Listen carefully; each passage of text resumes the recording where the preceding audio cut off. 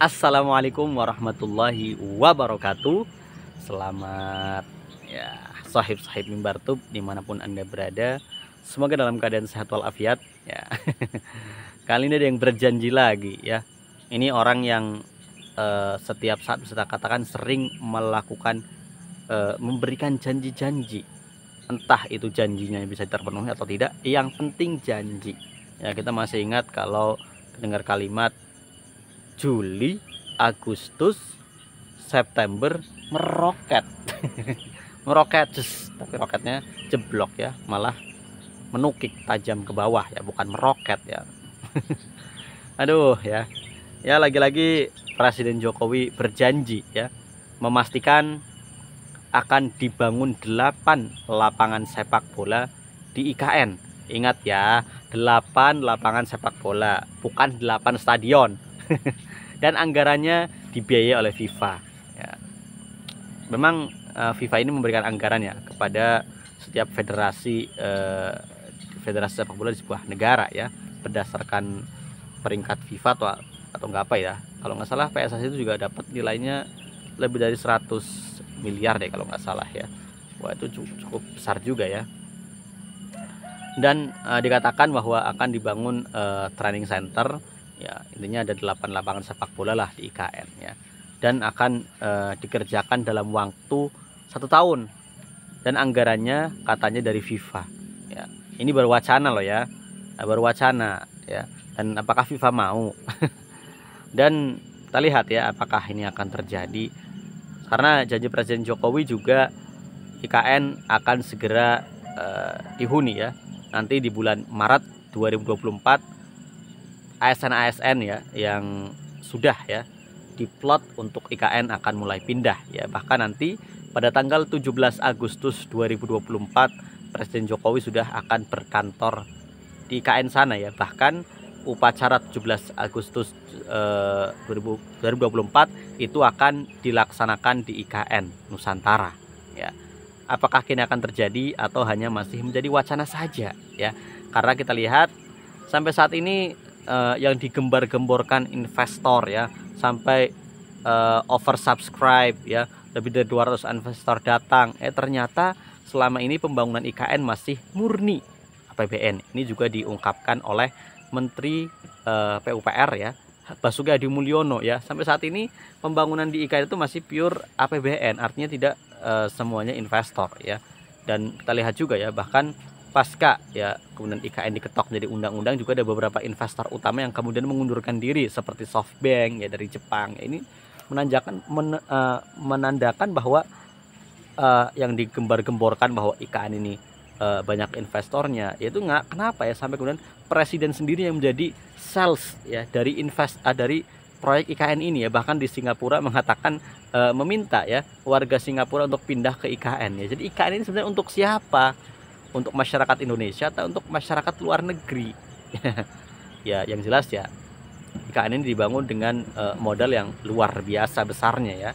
Anggarannya sampai 556 triliun ya. Itu 53%-nya dari APBN dan sisanya dari swasta ya, dari investor ya. Dan 556 triliun itu hanya baru anggaran ya. Semuanya bisa membengkak ya di perjalanan waktu ya, apalagi jika kemudian ada inflasi dan lain sebagainya. Jelas ya kenaikannya tidak akan terbendung lagi ya. Dan kita tahu ya, seperempat dari APBN kita sebenarnya habis ya untuk membayar bunga utang dan juga utang pokok yang setiap saat ya banyak yang jatuh tempo. Wah, ini kan ngeri-ngeri sedap ya IKN ini ya. Makanya ya wajar ya banyak yang mengkritik ya pembangunan IKN ini secara ugal-ugalan ya, padahal tanpa harus memindahkan ibu kota dan membangun kota dari nol, itu sebenarnya ada cara-cara lain ya untuk kemudian memindahkan pusat pemerintahan dan lain sebagainya ya. Bisa jadi dengan cara sharing city ya, masih sharing kekuasaan atau lain sebagainya ya. Kalau kemudian membangun dari nol itu kan bisa gampang-gampang susah ya, karena seperti contohnya Myanmar ya. Myanmar itu kan memindahkan ibu kotanya dari Yangon ya, dari Yangon ke Naypyidaw ya, yang jaraknya hampir 300 km ke dalam ya. Dan ternyata apa yang terjadi ya, Naypyidaw ini tahun 2005 dibuka ya, dijadikan resmi sebagai ibu kota baru Myanmar. Tapi yang terjadi apa? Sepi ya, jalanan di sana sepi sekali ya. Jadi bisa dikatakan adalah contoh pemindahan ibu kota yang gagal ya. Kalau yang berhasil itu memang ada yang membangun juga dari nol, yakni Brazil ya. Dulu ibu kota Brazil itu Rio de Janeiro ya, tapi kemudian dipindahkan ke kota Brasilia yang ada lebih masuk ke dalam lagi ya. Itu juga apa namanya, bisa dikatakan berhasil sekarang ya. Tapi ya, melihat juga ya, kita melihatnya hari ini ya, apa urgensinya ya memindahkan ibu kota ini ya. Walau sudah dibahas lah ya, banyak kemudian pakar membahas dan lain sebagainya ya. Dan ternyata ya tadi ya, IKN sampai tadi setiap kali ya presiden ke luar negeri sampai terus mengiklankan IKN. Ini ada apa? Kalau kemudian katanya oversubscribe, ya sudah tinggal diam saja. Kalau namanya kalau investor sudah oversubscribe, ya sudah tinggal nunggu hasilnya saja, tinggal dikebut saja pembangunannya ya. Ini kok malah terus-terusan setiap keluar negeri hampir yang digembar-gemborkan IKN. Dan yang juga menjadi fokus utama dari para capres juga yang ditanyakan IKN ya. Kemarin di acara APEXI ya, Asosiasi Pemerintahan Kota Seluruh Indonesia, itu juga sama ya, semua capres tanya tentang IKN ya. Sampai-sampai Anies Baswedan ya, salah satu capres dan dikatakan ya dari koalisi, dari oposisi ya karena ya dikatakan lah ya, PKS dan Demokrat itu seperti oposisi lah ya. Itu sampai heran ya, ini kenapa namanya IKN ini sudah ditanyakan terus ya. IKN ini kan sudah menjadi undang-undang ya, sudah menjadi undang-undang. Kalau proyeknya tidak bermasalah ya lanjut saja ya, kenapa ditanyakan apakah ada masalahnya ya. Itu yang kemudian diherankan oleh seorang Anies Baswedan ya. Dan kalau Ganjar Pranowo jelas ya, sebagai salah satu partai ya pendukung Jokowi atau sesama ya kader PDIP, Ganjar dengan berapi-api dengan tegas akan melanjutkan pembangunan IKN dan melanjutkan semua program-program Jokowi ya. Artinya clear lah ya, Ganjar pasti melanjutkan proyek IKN ya. Begitu pula Prabowo. Tapi yang jelas kita lihatlah ya, semua wacana atau kemudian janji-janji dari Presiden Jokowi apakah terbukti. Karena yang kita lihat ya, kalau mau ya melihat daftar janji-janji Presiden Jokowi dari Pilpres 2014 dan Pilpres 2019 kalau digabungkan ternyata masih banyak ya yang belum ditunaikan atau ditepati ya. Jadi janganlah ya kemudian berjanji itu hutang ya, tapi kemudian dibayar dengan janji lagi. Wah, ini kan sangat mengerikan.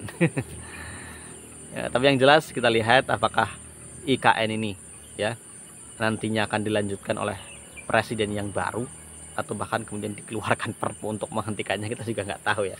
Karena ini masih misteri ya, karena Pilpres 2024 juga nanti ya berlangsung di 14 Februari dan masih lama ya. Bahkan ya dibukanya pendaftaran capres dan cawapres juga masih lama, masih 3 bulan lagi. Dan siapa ya yang akan berhasil menjadi capres dan cawapres yang ditetapkan KPU, kita juga belum tahu ya. Karena setelah mendaftar juga masih ada serangkaian tes ya. Bisa saja di tes kesehatan dia gugur ya. Sama kasus seperti Haji Abdurrahman Wahid pada Pilpres 2024 ya, yang kemudian digugurkan karena alasan kesehatan. Tapi sepertinya dari ketiga capres ini hanya Prabowo Subianto yang usianya di atas 60 tahun, sedangkan Ganjar dan Anies itu masih di usia di bawah 55 tahun ya.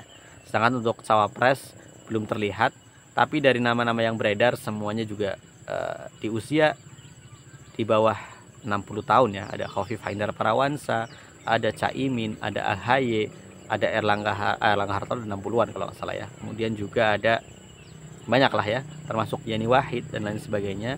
Nama-nama yang beredar dan masuk bursa cawapres itu under di bawah 60 tahun. Artinya masih usia-usia yang tidak terlalu sepuh ya. Dan uniknya lagi ya, ini kenapa Kiai Haji Ma'ruf Amin itu nggak masuk bursa cawapres ya? Padahal beliau ini kan masih bisa mencalonkan lagi ya, bisa dicalonkan lagi baik sebagai capres maupun sebagai cawapres ya, karena baru 1 periode. Tapi sepertinya Kiai Haji Ma'ruf Amin juga sadar diri karena usianya sudah menginjak 80 tahun dan sepertinya tidak ada juga ya partai-partai yang ingin meminangnya sepertinya. Dan itulah ya janji Presiden Jokowi yang akan membangun 8 lapangan sepak bola di IKN. Apakah akan terbukti atau tidak? Kita lihat dari janji-janji sebelumnya, apakah terbukti atau tidak. Terima kasih. Wassalamualaikum warahmatullahi wabarakatuh.